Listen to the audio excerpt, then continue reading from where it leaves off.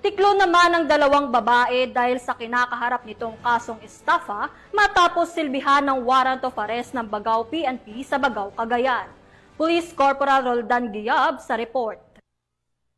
Na naaresto ng tracker team ng Bagao Police Station sa pamumuno ni Police Lieutenant Colonel Noriel Yulacangan, officer in charge, katuwang ang 1st Cagayan Provincial Mobile Force Company at 204th Maneuver Company ng Regional Mobile Force Battalion 2, ang dalawang wanted na individual dahil sa kasong estafa sa kanilang isinagawang magkahiwalay na operasyon nito lamang ika-6 ng Hulyo ngayong taon. Kinilala ang mga suspek bilang sina alias Lydia at Nanette na kapwa residente ng naturang bayan. Dinakip ang mga ito sa bisa ng warrant of arrest na may itinaktang pensa bawat isa. Matapos ang kanilang pagkakaaresto, agad silang dinala sa himpilan ng pulisya para sa kaukulang dokumentasyon bago ang kanilang pag-turnover sa hukuman na may jurisdiction sa kaso.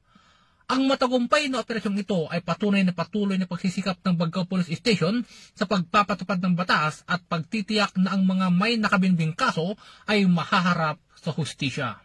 Mula dito sa lalawigan ng Cagayan, ako ang inyong Police News Network Correspondent, Police Corporal Giab, alagad ng batas, tagataguyod ng balitang